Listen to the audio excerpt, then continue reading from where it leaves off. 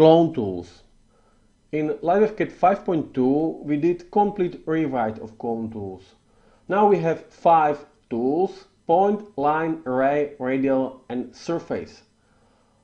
All these 5 cloning tools are using same method for taking source object for cloning. I'll show you on the point clone tool. Here in the numeric panel, the top part is dedicated to choosing a source object, and this part is exactly same in every clone tool.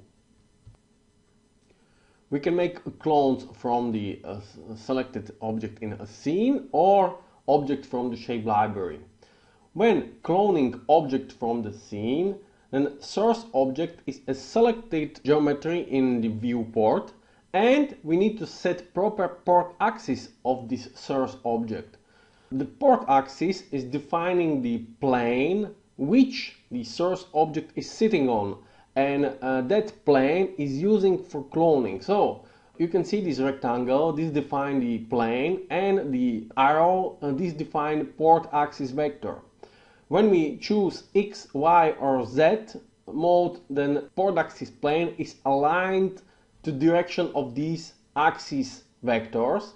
When we choose a UCS port axis, then the alignment of port axis is defined by UCS plane generated from the tool. So if I use the tool on the top of this box, the port axis alignment will be same as the tool.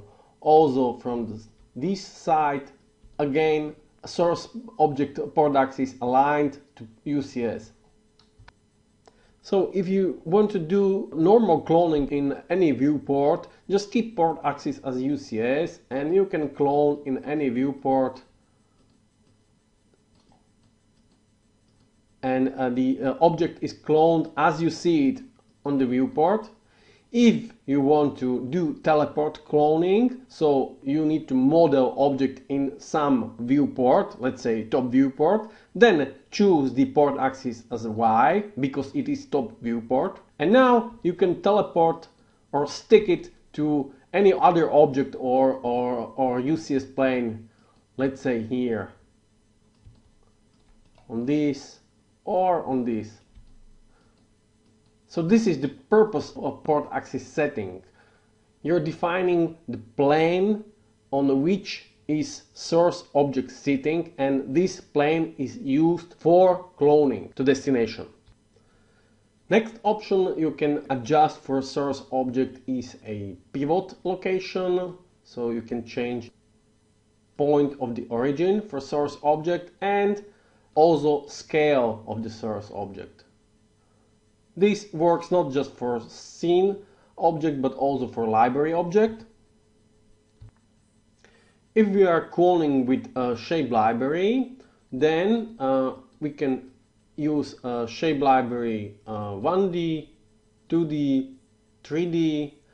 3D, which will create polygons, or 3D with instances support. So we are creating clones of instances from shape library. Now let's go to each clone tool specifics. Point clone. With point clone we are cloning to destination point. You can enable rotate handle, so you can rotate.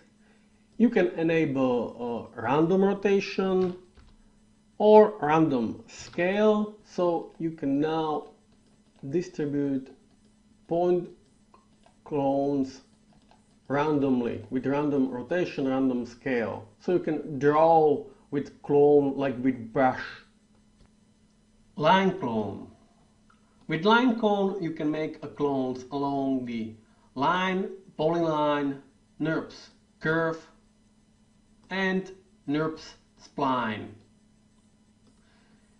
You can make a clones also to closed line, polyline, spline, and you can also make a clones from with scaling from bigger to smaller, or from smaller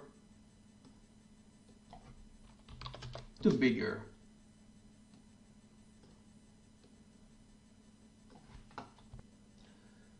Distribution of clones depends on basic spacing mode. You can switch between pivot and bound mode.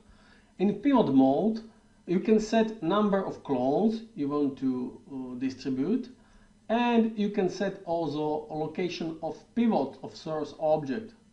So the source object is taken with the pivot point, and it is uniformly distributed along the railing curve.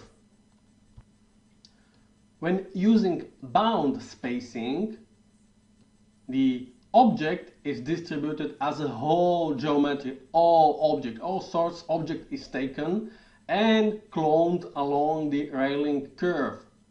In pivot mode, only pivot points are distributed uniformly. In the bound mode, the object is distributed, and it doesn't overlap on the start and on the end of the railing curve, as you see. So even pivot point in bound mode is frozen. You cannot adjust it. You can adjust it only into side with a y-axis or up down with z-axis. When using bound spacing, we have two additional choices.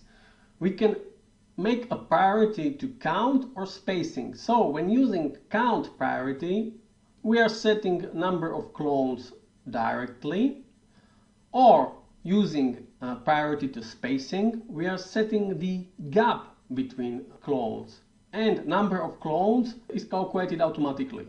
So let's say I'll set the half-meter gap between clones, and we can set also clone scaling. If we set clone scaling, clone is stretched along the x-axis of the source object to fit the railing curve. Array clone. With this tool we can create the clones of source object into two-dimensional or three-dimensional grid. For three-dimensional we need to set depth in a numeric panel and then set number of clones.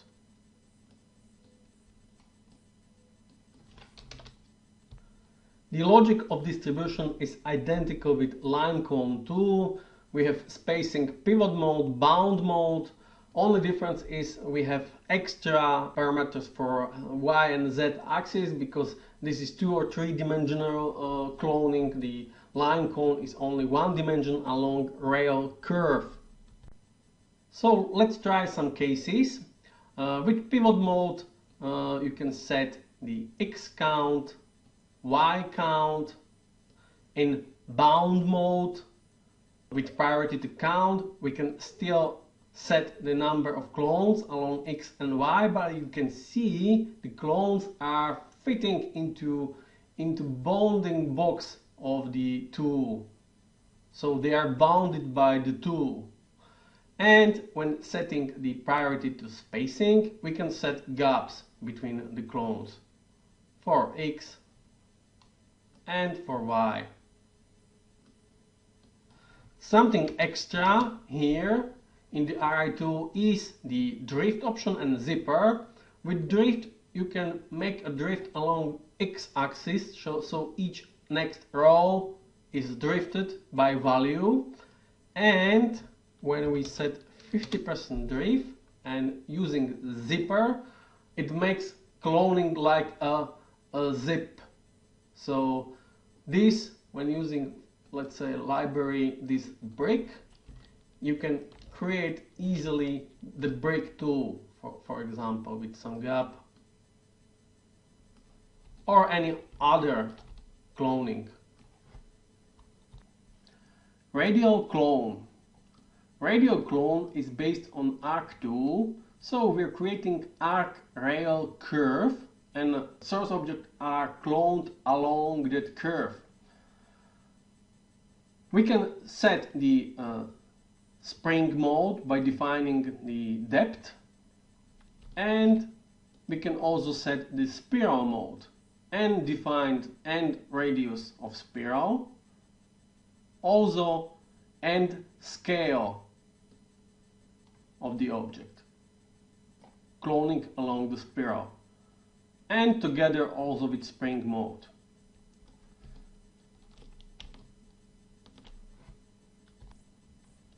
Spacing modes, pivot and bound.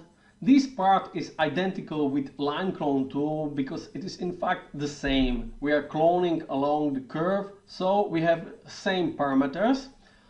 I will only show you the align parameter because it is better visible here on this tool. When we're using UCS alignment, each clone is aligned to UCS of the tool, UCS plane of the tool. If we choose rail, alignment along the rail, then the clone is sitting on the curve, so it is aligned along the curve direction. So UCS is aligned to work plane, rail aligned to railing curve. This works identically also in line clone tool. Surface clone. With this tool, we're making clones on selected surfaces. This tool is using smart selection system, so we can select, deselect while using tool. Now let's go through basic parameters.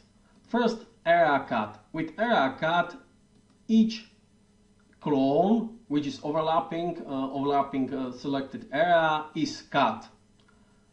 Next, count mode, absolute per square unit. With absolute, you define total number of clones, exact number, and with per square unit you define how many clones per square meter should be placed on selected area. Next, random rotate will randomize rotation of clones, and random scale will randomize scale of the objects.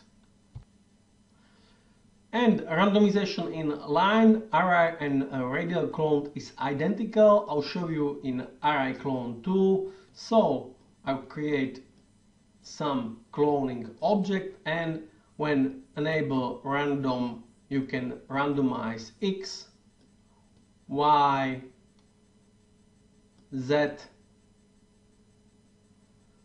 You can randomize rotation, and you can randomize scale. These work same way in line clone and array clone and radial clone. Cloning with collisions. All cloning tools have collision options here in numeric panel on the bottom part, but you need to set library type to 3D and use instances. Only in this case you can use collisions. So once you can set collisions, you can choose between bubble, box and cylinder. So you can wrap each instance, each clone into bubble, box or cylinder. And you can also scale that wrapping. So you can make it smaller or bigger.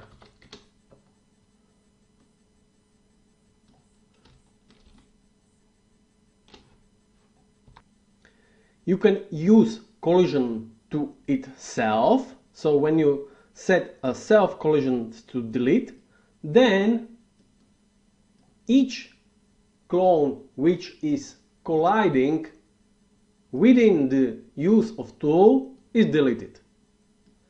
Or you can add also collision with a scene. So every existing collision object in the viewport is colliding with current object. So you can make collision within yourself and with existing collision object in the scene.